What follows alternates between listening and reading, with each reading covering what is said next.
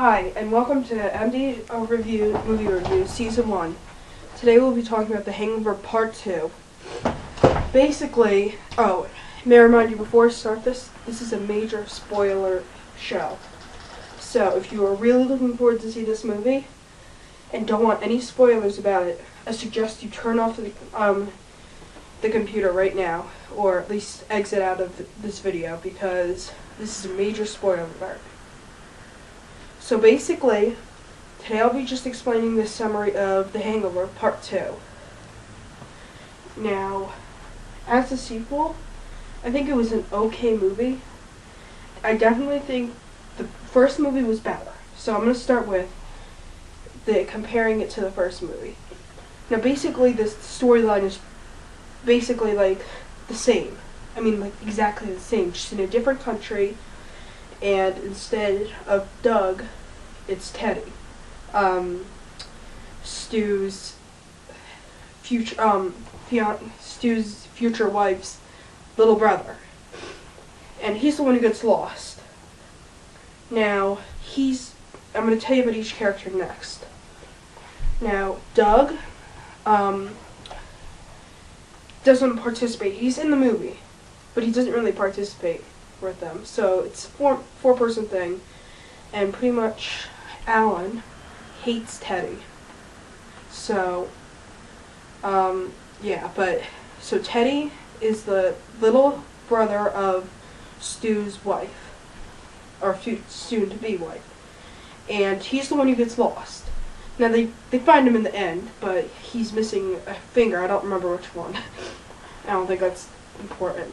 But they find him in the beginning of the movie. Now, Chow, I don't even know his name. Chinese guy, that's what I'm going to call him. The Chinese guy returns. He dies partially in the beginning and comes back from a cocaine overuse. And yeah, he actually helps in the movie a lot, and he gets arrested at the end. But anyways, the whole movie is just trying to find Teddy and getting back to the wedding on time. And Stu got a tattoo. Alan got his head shaved, and I don't remember their names. But yeah, the school teacher guy, I don't think anything happened. It was just a really bad hangover, and they just got really drunk. Alan didn't do anything. In the end, they find Teddy in the elevator shaft of the hotel they ended up in Bangkok. When it started out with them on a beach, having one beer as their bachelor party, and pretty much Stu didn't want a bachelor party because of what happened last time. And the whole joke at the beginning is that they go to an IHOP to talk about it, and he surprises two of them, and Alan's not invited to the wedding originally. That this is his bachelor party in IHOP, and it pretty much sucks. So, yeah. But anyways, originally, when they went in Bangkok, the first place to go to was the tattoo parlor where Stu got his tattoo, because they found a card. And they have a monk with them because they stole him from a monastery, and this monk never talks. But yeah, originally the tattoo person was supposed to be played by Mel Gibson, and then the guy who played his Obi-Wan was supposed to be replacing him, and then they just chose some other person. I don't know his name. But yeah, so compared to the first movie, this one's not as good. Personally, I don't like it because of the setting. I think the setting kind of ruins the movie. Like, they could have chosen a better setting. But, what else? Yeah, but there is to be a third movie. They already have a script. Well, they're getting ready to make a script. But it's going to be the final installment to the series. And it won't be anything like the first two movies. The problem with the second movie is it's too close. The storyline's too closely related to the first. And personally, I think it's not doing as well as the first. Because this one, everyone's expecting to know what's going to happen. And the only good person in it really is Alan, because he's Alan. Stu does his little song in the movie. I missed that song, so I was disappointed. But yeah, I left the theater to get some more popcorn for this. Yeah, I love popcorn at Clearview Cinemas.